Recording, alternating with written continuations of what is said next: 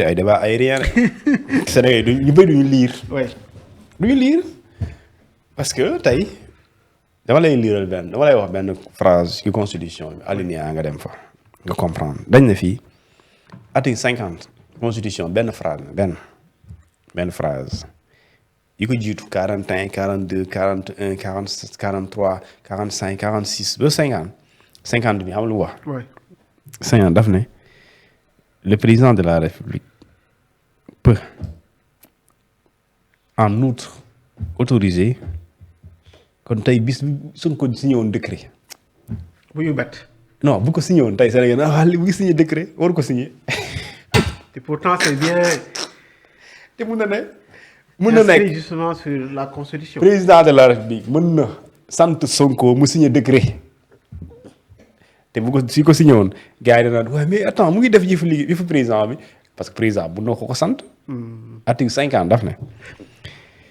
article 50 de la constitution daf ne il peut en outre autoriser le premier ministre à prendre des décisions par décret. point c'est la seule phrase. loolu mooy lan mooy président de la république ci liñ ko jox ci prérogative mën na ci jël ci prérogative yooyu ñu ne ko président yooyu yaa am pour signer ay décret. mais ci signé boobu mën nga jël à un moment nga sant sa premier ministre nga ne ko signal jëlal décision bi par décret léegi décision boobu day dagan day nekk une disposition réglementaire ci constitution bu Sénégal ñu ne la le président de la République par exemple article 44 le président de la République nomme aux emplois civils civil seulement c'est article 45 mooy wax emploi civil et militaire. Article 45 daf ne il est responsable de la défense nationale du président premier ministre yoonam nekku ci lii ñu ne la également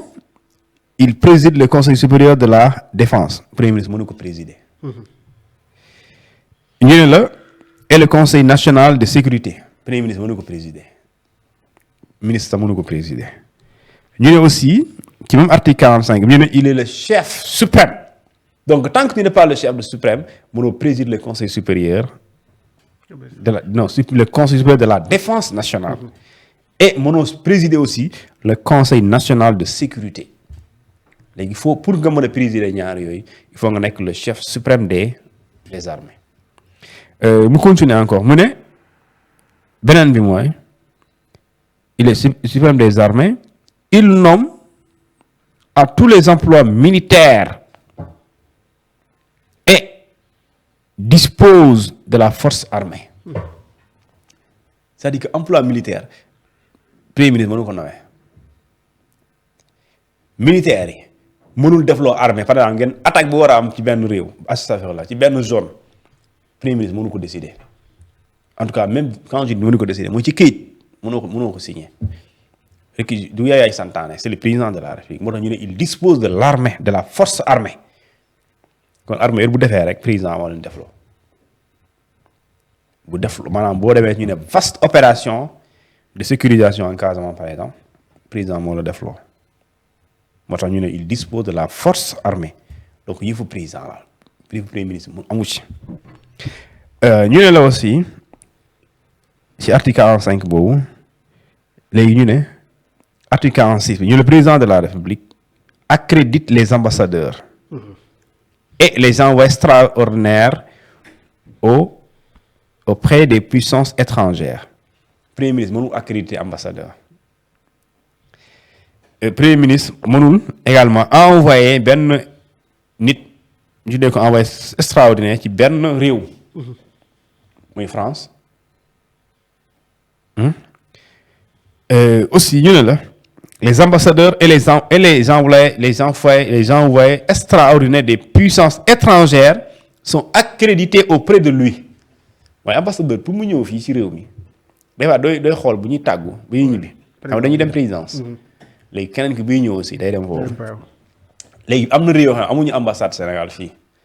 bu ñu bëggoon am ambassade président mooy di accrédité pour ñu mën a ñëw fii. léegi nag nit mën a nekk envoyé extraordinaire benn réew. mais pour mu ñëw fii président de la République moo koy accrédité mais du ministre du premier ministre. moo tax ñu ne la diplomatie est la chasse gardée du président de la République yëfam la du yëfu beneen nit léegi lii par exemple tey lii mooy bokk na ci li nga xam ne moom le président am di prérogative am article 45 par exemple ñu ne le président de la République a le droit de faire grâce lii le pouvoir premier ministre par exemple le pouvoir ministre léegi tey lii mooy prérogative bokk na ci président yi léegi yii mu am su ko neexee mu séddoo ko ak premier ministre séddoo ko mooy mu créer renforcement des prérogatives ou bien des pouvoirs du premier ministre ne parce que la constitution ne article 47 par exemple mu ne le président de la République a le droit de faire grâce léegi su bëggoon ni tey mu yaatal loolu ne ainsi que le premier ministre tey mën na ainsi que le premier ministre projet de loi modifiant la constitution mën na ci yokk par exemple ainsi que le premier ministre et su boobaa le président peut le faire comme le premier ministre pourra le faire mais mën nañ définir également comment le premier ministre peut le faire ou bien est-ce que da koy def parce que si le président le lui demande ou da koy def et dans quel cadre loolu mën na nekk mais am na yoo xam ne loolu ça c'est tout à fait naturel léegi nag ñu ne la aussi le président de la République peut demander peut autoriser au premier ministre n'est-ce pas de prendre des décisions par décret léegi puisque peut autoriser mën nañ dem ba jamono peut autoriser boobu ñu ne la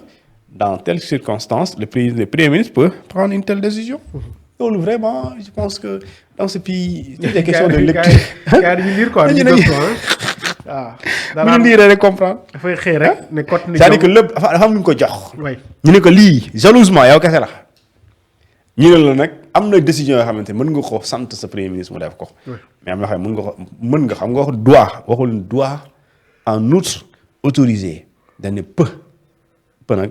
mën la ne possibilité la pouvoir la yaay xool si tu veux pas nga bàyyi donc pour man vraiment les pouvoirs du premier ministre maintenant quand il y a projet de modification de révision constitutionnelle après on va devoir mentionner yan article la ñuy modifier mais aussi lan la ñuy indi ci contenu pour article yooyu donc nee naa le président rek moo am maqaama accrédité ambassadeur wala envoyé extraordinaire moom moo am pour présider le conseil supérieur de la défense nationale et le conseil national de sécurité moo ko mën a présider et mën na fexe ba aussi dugal ci pare ñu ne il dispose de la force des forces armées moom mooy armée yëfam la donc sécurité yëfu président la sûreté yëfu président la waaw moo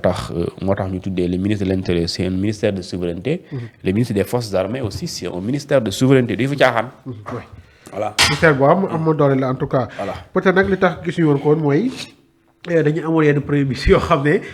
bu ñu lor ñëwee fauteuil yu président commencé si soog yooyu jëlee leen fi et je pense qu'on a vécu pas mal d'histoires yoo xam ne jot nañ ko fi daal di dund ak yi ni mel toujours rek leen fàttali nañ seen émission bi dans le de l'actualité ñu ngi jéem a décortiquer li nga xam ne moo di sortie bu amoon ci président Bassirou Diomaye Diakhar Faye